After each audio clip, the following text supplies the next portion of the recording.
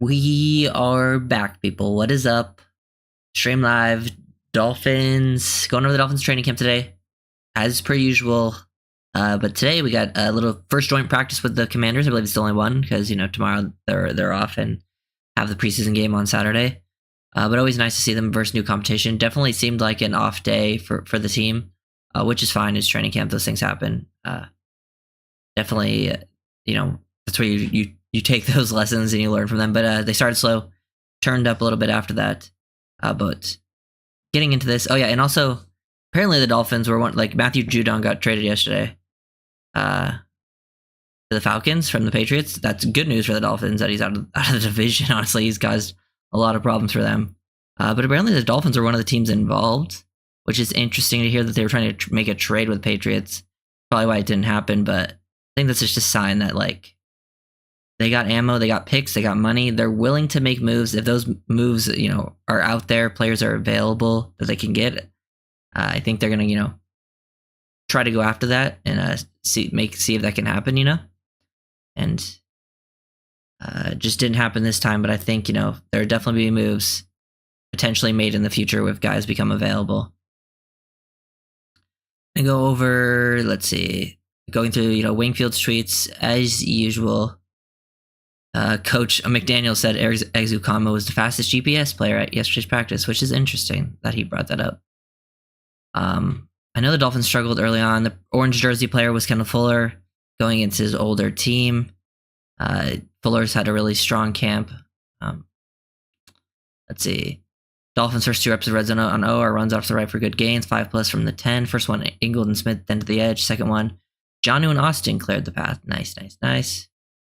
Oh yeah, on one, apparently Tyreek might have got a slight discomfort in his shoulder on a jump ball, but he did come back into practice, so it seems like it was nothing serious, which is thank God.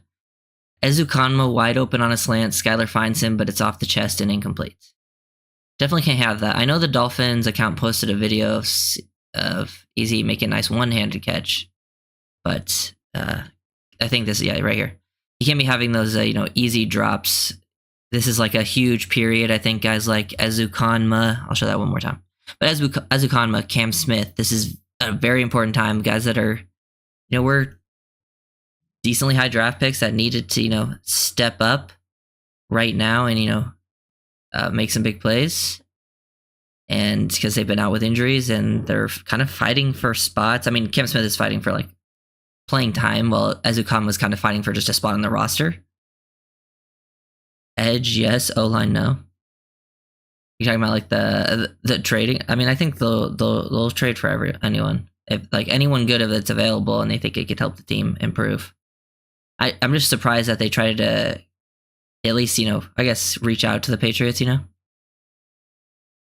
Tyreek came back in. Raheem Mostert has another hammer of a run. Dolphins ground game getting surged and chewing up half of the yards on most of these goal to go runs. Seemed like that was getting going pretty early, but some of the passing game maybe. I know the defense struggled early in the red zone drills. They gave up a lot of touchdowns, but those, the red zones, those one-on-ones, that's going to happen. But they did bounce back in some team stuff. Craycraft has 6 on a hook from Tua between 2 defenders. Great route, settled into the break, and the ball was right there when he turned. Feels like Rivers just the best practice receiver ever. Mike White's first throw is a touchdown to Durham Smythe on a play action that saw the tight end leak into the flat all alone. Mike White versus Skyler, still a battle. Feels like Skyler's been leaking ahead, but White's, got to catch up, make plays. So that's, guess good for him if he's going out there and throwing touchdowns. Jaden Daniels had a really solid period when he was going against the defense in the one-on-one red zone drills. I think he threw multiple touchdowns. McLaurin scored. Some, I think, other guys were getting involved. But then after that, they started, slowing people down. Tyreek had a step.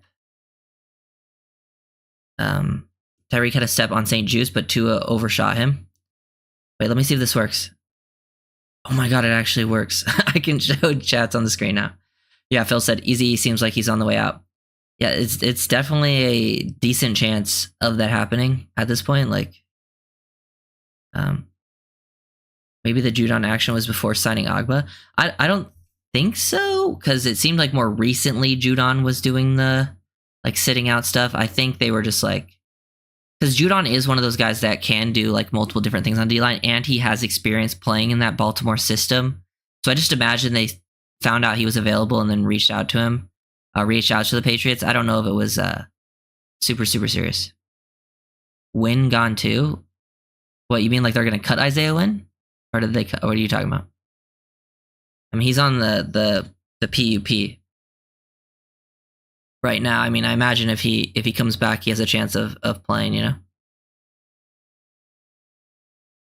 Let's see, what else we got here? Yeah, so apparently Tua overshot Tyreek on a throw, which is kind of funny. I mean, I'm not putting too much into on like deep pass misses. You know, it's going to happen, but I know people are always talking about underthrows. It seems like if Tua has missed in this camp, he's been missing with overthrows, which I kind of like to see. You know, you got the fast receivers in the league. Start chucking that thing. 3 runs in a row for the Miami D. Daniel checks down, D-line pops. The running back, Woo. Emmanuel Ogba blows up a run for a loss, reset the right tackle, and bent the arc into the backfield. And then Kohu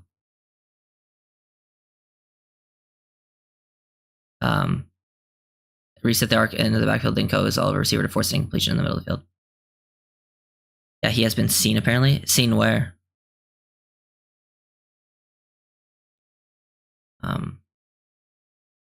Let's see. Jonathan Allen wins a 1v1 matchup with Rob Jones for a sack on Tua. Pretty sure Liam was trying to fight today. Like there's a couple, almost like a few scrums that broke out today. If you watch film, that's not surprising at all. Eichenberg is trying to piss people off. He is always like hitting people late after the whistle, but like it's little subtle ones where he's just like bumping into them where it's not like over the top gonna get caught. And he does it all the time, man. I think people hate Liam Eichenberg, like the defenders. It does not surprise me he's getting involved in fights. Tyreek is open on an in-cut. Skylar's ball is high, but Tyreek climbs the ladder and pulls it down. Good to see after the earlier scare. Very nice to hear. Tyreek making tough catches, especially when things aren't perfectly thrown. That's, you know, bound to happen.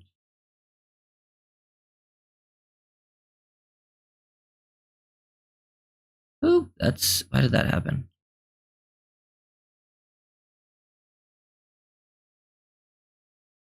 Training camp working out anywhere. I don't know. Unless there's like something going on with Isaiah Wynn, I don't think he's getting cut. Like he was too good at what he did last year. Unless there's like something going on behind the scenes. But I'm pretty sure McDaniel talked about him yesterday in an interview saying, yeah, he just has a lower body extremity injury and he's working through it.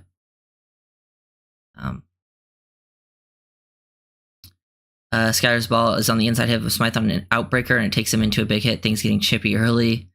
Washington run defense tightening up here with some stops. They had a tackle for a loss of most of run, and the next play to is sacked. Armstrong beat Jackson. I'm excited to see how this, because when it comes to these practices, you got to understand like the results don't matter too much. It's all about the process. Process is more important than results down the line to success.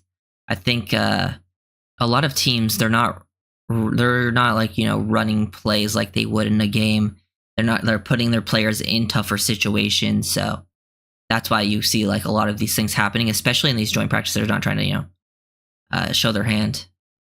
A nice blitz beater for Tua, and they bring 6. He finds Smythe hot, and he's got to catch and run for about 15 in the vacated area. Yeah, it seems like in every joint practice they've been bringing a lot of like extra pressure. And they really struggled with it last time. It seemed like they responded better today, but still got ways to go. There we go. There we go. Right there. Okay, got it. Washington. Yeah, okay. Nice blitz beater.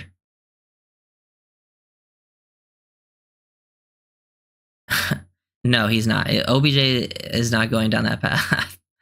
I don't pay attention to the Twitters, the random Twitter people.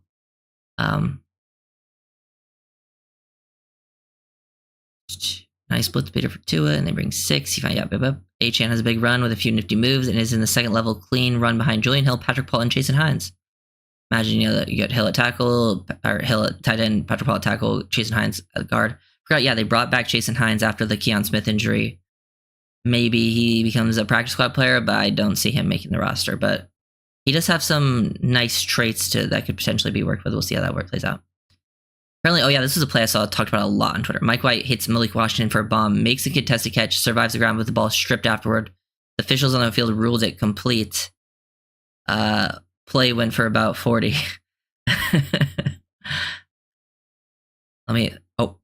Random?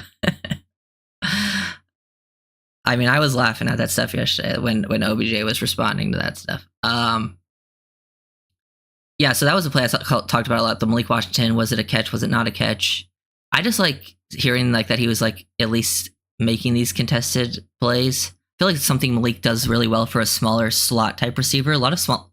That's why I think he can translate well to the next level, because a lot of slot receivers that you're not going to always get separation every time. They struggle to finish at the catch point when they don't have separation.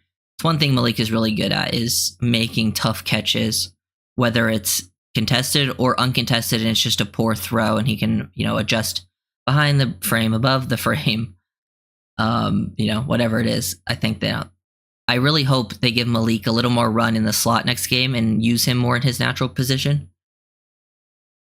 OBJ had Keith and Vice Grips. Yeah, I just read some of that. I don't know how many. I think I saw like 2 messages. I don't know how much it went, but yeah. Commanders. Oh yeah, one of the Commanders linebacker got hurt, taken off in a cart. That's very unfortunate. There's been too many injuries. Who else? I saw Matt Milano got injured, and it like the timeline was indefinite. So, I mean, that sucks for the Bills. Milano has been one of their best players. Like he's very, very good. Bread and butter time, Tua to Reek over the middle for about 20, ball out on him, hit out of the break right before the safety can get downhill. I mean, that just sounds exactly what the Dolphins. It is bread and butter. That's something they ran more and more last year. I'm excited to see what the new bread and butter becomes this year, because it was like the first year under McDaniel, it was the seam reel slide RPO, and we still ran that the second year, but it definitely went down in times play called. The second year, it seemed like the bread and butter became, that play action, slide the protection, create that, Tua opens it up one way, pulls back the footwork, and then you're running like dagger down the field. The guy's clearing out, and then you're running dagger to Reek over the middle. And they ran that a lot. And they will still run it next year, but I'm imagining McDaniel seems to like find one new bread and butter thing to run each year. Can't believe Falcons got Simmons and Judon after facing Tua. I mean, smart moves by the Falcons. I mean, I'm not sure I would have, like, I understand, like, I definitely understand why the Patriots traded away Judon, because, I mean, they're not in any position to win. Getting a 3rd round pick for an aging veteran who wants an extension. I do think, like, it probably would have been smarter for a Super Bowl contender, because I don't think the Falcons are a Super Bowl contender, to get Judon. Because he might, once you become a Super Bowl contender, it might be a little too late for Judon. I didn't see. I don't think I saw what the deal was for Simmons. I'm imagining it's not super expensive. Apparently, Daniels cooked us.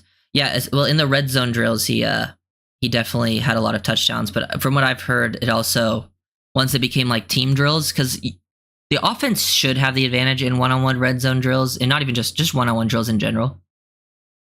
Like, there's so much more space to work with, but apparently when it came to the team drills, the Dolphins defense definitely bounced back and had a much more positive effect. I'm excited to see Daniels, though, in action. I wonder who's going to play. I think that's one of the things, like, who's going to play in this preseason game? Seems like last year in the second preseason game, the starters did get action on both sides of the ball, offense and defense. McDaniel said in an interview, like, some starters will play, some will not. We'll see who actually gets playing time. I wonder if Tua will. Last year, I think he definitely needed to play. I think this year he doesn't necessarily need to play, but I wouldn't mind seeing him for a drive or two either. A 3rd for Judon is a lot, in my opinion. Yeah, I've seen some takes on this. I think Judon is a very good player. I feel like Judon is still very, very good, but when you calculate in like age and, the contract that he wants, the only way I would trade for him is if like you were like one step away from winning the Super Bowl. So I just don't know if it's the best move from the Falcons, because I don't think they're super close. Like, I think they'll have a decent season, so we'll see how that works out for them. But I think it's understandable overall from both sides, though. Raheem has room for a modest pickup. Lamb, nice surge. Good kick out by Engel and nice steal by Smythe. Cam Smith, good job staying in phase on a deep shot from Daniels to Mitchell Tinsley. Next play is a pick for Marcus May on a throw over the middle by Daniels. I think this pick was a tip from what I saw people talking about. It was tipped by someone at the around. So Marcus May getting involved. Cam Smith. I like hearing Cam Smith positives. I want to hear more and more about Cam Smith. Cam Smith will be one of the guys, if he plays in the preseason game, he will be one I will be paying attention to closely. I'm a huge Judon fan myself. Yeah, Judon's very, we beat the Patriots up pretty good, but that guy's absolutely torching our offensive line every time we play. And it surprises me that the Patriots and Dolphins even talk just because we're in division. But it doesn't surprise me the Dolphins were interested because, one, we've seen how good he is. Two, he has experience playing in that Baltimore system. He's kind of like the ideal fit for what you want. And I think there's just the biggest thing it shows is just the Dolphins are willing to make moves. If someone becomes available, they're willing to make moves. I know people want the moves for the offensive line, but if someone's not available, you can't make move for a trade. I think the Dolphins finally have the picks. They haven't had picks in a couple years. And they finally have cap space that they could do things this year too. So I think they're willing to make the move if they think it can take them over the top. And I feel like they probably felt Judon could. But they probably would have to give up more than the Falcons would because the Dolphins, they're not just going to trade. Unless they would have gotten a decent amount more, they're not going to help out a division rival. But yeah. Wright had a nice rip running behind Paul and Harlow. First contact with safety coming to. It does feel like Patrick Paul does get a lot of mentions on the bigger runs, like in practices, like the bigger runs. It seems like it happens a lot to Patrick Paul's side. And I think that showed in that first preseason game. I think that's an area where Paul has been better than expected is the running game, I feel like. The passing, I actually kind of thought he might even be better in pass pro early on, but he's been better as a run blocker than in pass pro. And I think if he can find some more consistency in pass pro, that's where, he could become a very good player, but he's got a lot of time to develop. And then Wright feels like he rips off runs every single practice. And then, we talked about, I have this tweet. Matt Milano injured. That's unfortunate. Who left Tuesday practice, tore his bicep, and now will be out. Oh, he tore his bicep. That's what happened. That sucks. That sucks for Bills fans. And sucks for him. I think that's all, most of the updates I had. McDaniel said he wanted to scheme to fit the player's strengths. That didn't seem to be the case for Gesicki. Yeah, Gesicki just did not fit the system. Like, if you look at tight ends and look at for the Y, if you're the Y tight end in this system, right, you have to be able to play inline and block. And Gesicki is not a Y tight end. He cannot do that at all. Now, if you were an F tight end, a guy who's going to be more on the move, there's players who can do both, obviously. Gesicki's not one who can do both. Now, Gesicki would be more of like an F that you play in the slot. Now, he can work vertically down the seam for you. That's things he does very well when at the catch point. But what he values in this system, F tight end wise, is what players like Jonnu Smith does. Someone who is very good after the catch, powerful, tough to bring down, that type of thing. And, being a little more quicker than, long-legged like a Gesicki. Gesicki was just probably the worst fit tight end you could think of for this system. He only had value in certain situations. And they brought in a player like Jody Fortson, who is much cheaper. You don't have to spend much resources on. And Fortson can do that stuff that Gesicki can, but then there's other things that also allow him to fit the system a little bit better. If they want to keep Fortson around. But yeah, that's why Gesicki just, you want to fit, like you were saying, you want to fit the system around your players. But then some players just are so completely against your system, you can't fit everyone into the same system, automatically. So that's, why it just didn't work out. That's why, every once in a while, Gesicki would have a big play because he was like, oh, this is a situation I can use him, but you're not going to pay that type of player just for that little amount of situations. But yeah. Yeah, Jaden Daniels carved up during red zone work. Oh yeah, it ended, practice ended, I forgot to mention that, yeah. The practice ended they did teams drills at the end, they did a 2-minute thing, and I think on the first play, McLaurin slipped and Kendall Fuller came down with the interception, which is kind of funny too, because Kendall Fuller, coming from Washington, it's kind of cool that he got to, come in and at least finish with the pick himself. Close it out. I'm very high on Kendall Fuller. Think Fortson stays? I don't. At this point, I'm on the... I don't think he makes the 53. At this point, no. I do think there's a chance he could stick around in the practice squad, though. I think they might try to keep multiple tight ends in the practice squad. He might be the odd one out, though. They could keep Connor, and Fortson might get picked up somewhere else. He does have a valuable skill set that the other tight ends don't. But I just think they probably keep 3, if I had to guess. Yeah, it looks... Let me go back. From Schefter, it said, Bills pro linebacker Matt Milano, who left Tuesday practice injured, tore his bicep and now will be out indefinitely. He will undergo surgery with the hope of trying to return later in the season, possibly December. So, yeah. That is pretty bad for them. Also, isn't it pretty cool? You guys can see these messages popping up on my screen, right? I mean, I see them. So that probably means you can see them. God, that looks way better now.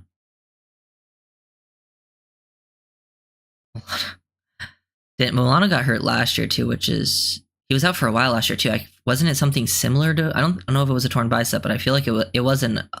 I thought it was an upper body thing. I don't remember.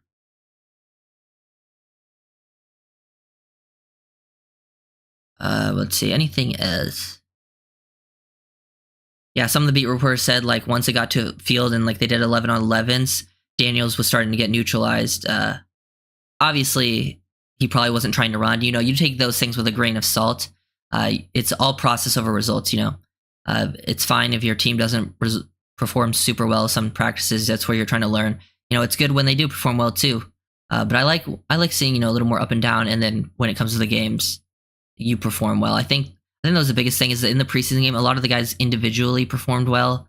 Overall, like, there's only a handful that didn't, and I would say that was mainly the quarterback room and the receivers room. Outside of, like, Malik Washington, no one really gave you anything. But yeah.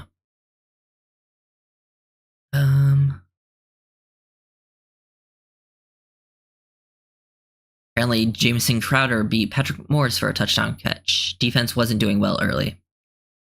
I mean, not expecting the safety to cover slot receivers on a consistent level. Yeah, Eichenberg was starting fights out there. Yeah, I think that there wasn't too much else that I saw. Let me pull up this. I guess we can talk about, because I'm not going to stream tomorrow, so we can talk about the next preseason game, which is Saturday.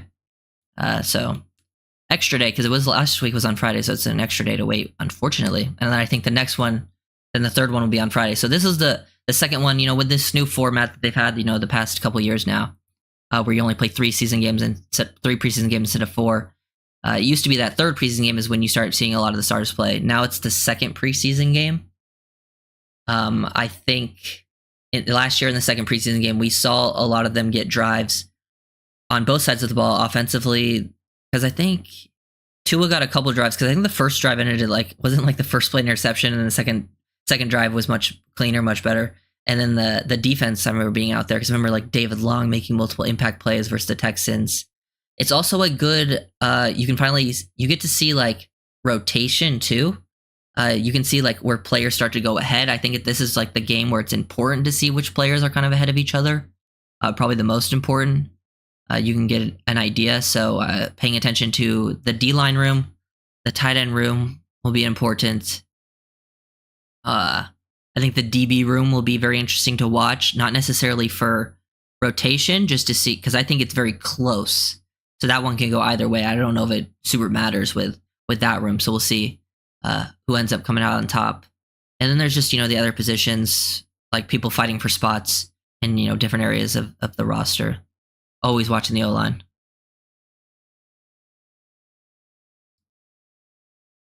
Liam is going to have the biggest chip on his shoulder after the next game. He was surprisingly... I didn't watch it. I'll have to check it out. Liam tries to start fights, dude. I'm telling you. Like, when he is on the field, He was always like doing. It wasn't like blatant low. But if you watch the film, you notice it a lot, especially when you're just watching Eichenberg film. After the play, he'll bump into you. Like the whistle will blow. He'll throw an extra, push with his hand. It's not enough to get like a penalty. Sometimes it could be, but he and the D linemen were always pissed at him. It's pretty funny.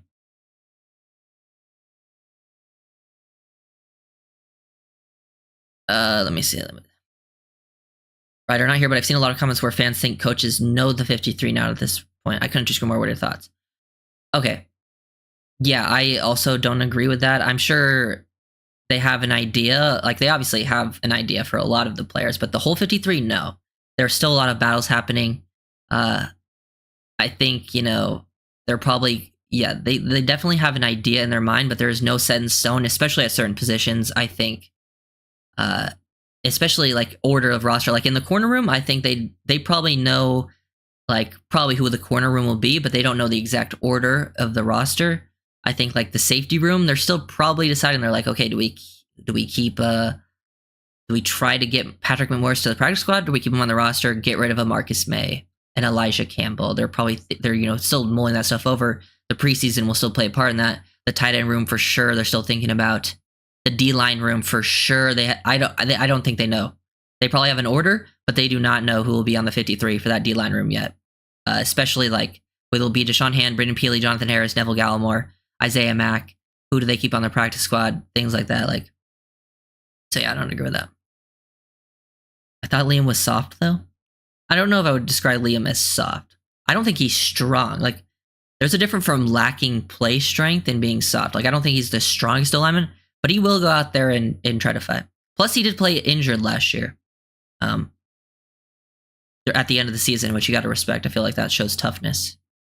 I don't think soft is the best word, best thing to describe Eichenberg. Because, dude, it's actually funny if you watch. I remember, I think it was the Washington game last year, which is funny because we were practicing in Washington, and then one of the Jets games, he was super chippy, and all the D linemen were starting to hit him after every play because he was doing it. He was trying to draw penalties for sure. I'm also excited to see. I'm excited to see receivers get some work. Not the end of the roster receivers, more like Malik, and I want to see Ezu Kanma play in this game. Obviously, Cam Smith, guys who really have to prove themselves.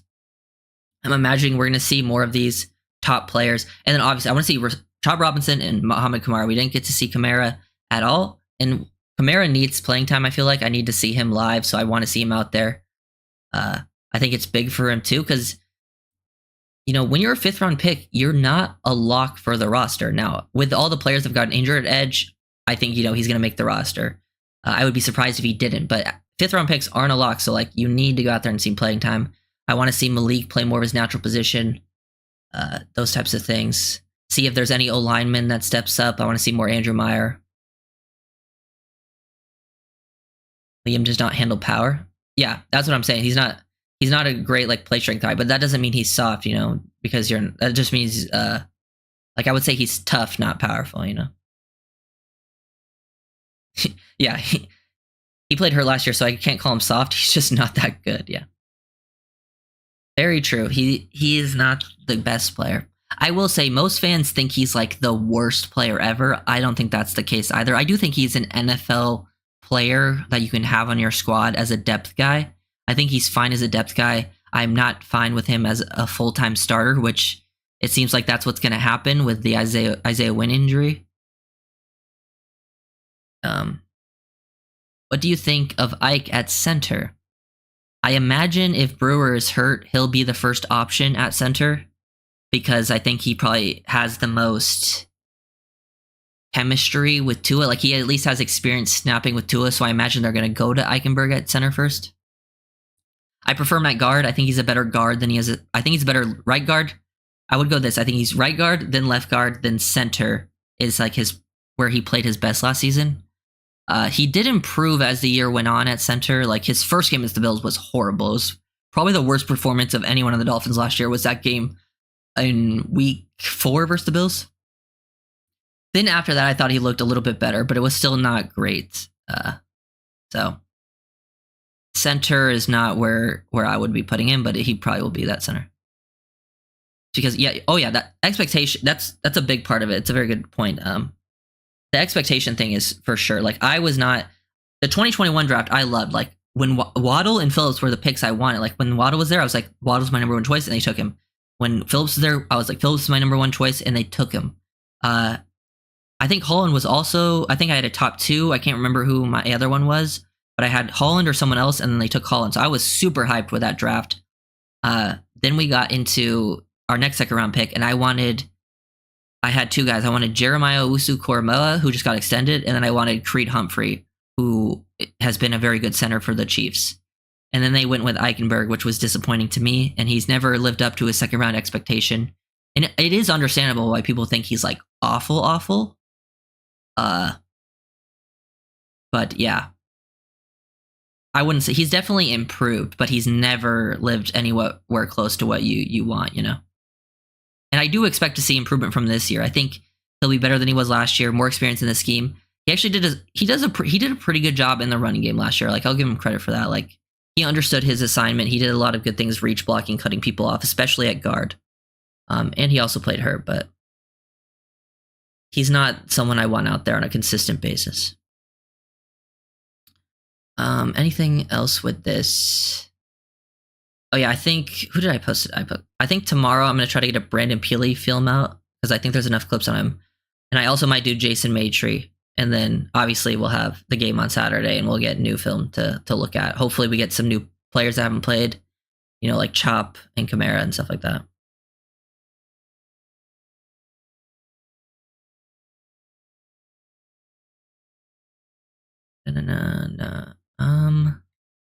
Is there anything else? I don't think the Dolphins posted classic Mostert video, the Easy E one-handed catch. Easy E needs a big preseason game. He might need it more than anyone. And he has always been a pretty good preseason player. And the coach has been talking about him a lot in the interview, so this is his chance, man. Like Easy E needs it. Channing Tindall needs it. A lot of players do need it, but those guys in specific, Cam Smith needs it to like get himself up. Can't wait to see. Yeah, dude, I'm so excited to see Robinson in action. Just to see his first step and how it looks against like other NFL players. Hopefully he gets enough snaps. You know, I want to see enough snaps in the game. I want to see like him and Kamara get a decent, and Quentin Bell get a lot of snaps at the edge spots.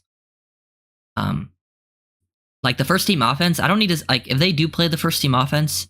Like, we don't need to see Tyreek or Waddle, but if they do play like a Tua and some of the O-lineman first team offense, I do think we should probably not like have them out there for very long, like maybe a drive or two. We'll see how the first drive goes. But yeah, then you can start getting into, you know, the other end of the player rosters. But those guys will get like the guys who are fighting for practice squad, the guys who are fighting for the end of the 53. Those guys will get, you know, second half opportunities, but then they'll also get pretty much all of preseason week 3. That's where they get their real chance to shine. Yeah, tomorrow is the, you know, no stream tomorrow because I don't think there's practice tomorrow. And then, yeah. And then we'll probably do another stream live with the game itself, see how that goes, maybe.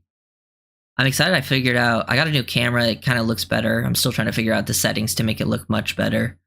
But it's been kind of hard to figure out. I'm like not super tech savvy. I mean, I understand it, but not like super tech savvy. But I did figure out the comments thing so I can like pop up your guys' comments. That's all cool. At least I hope it's popping up. It's popping up for me. I should probably watch the actual video itself. Thanks for the stream, bro. Hey, thanks for being here. Always down to talk football, you know? It's nice when you get to do a lot of football related things. And a lot of them are kind of job related too, so. Excited for the season. We're getting closer, guys. We're getting so close. We're almost there. This is the toughest, I think, roster battle the Dolphins have had in a very long time. I think it's the hardest 53. It is popping up. Cool. Thank you. This is probably the hardest 53 to predict maybe ever. It's very, very deep. Like, I think the depth is very solid. And it just seems like, and the Dolphins have always been a very big UDFA team. Like they always have a couple UDFAs make the roster, and a decent amount of them make an impact. And it feels like this year, like UDFAs have been actually doing pretty well in camp. Like a lot of them perform well in the game, but like, dude, it's gonna be tough for them to make it. But I do imagine we'll see a decent amount of them sticking around on the practice squad. Yeah, cool.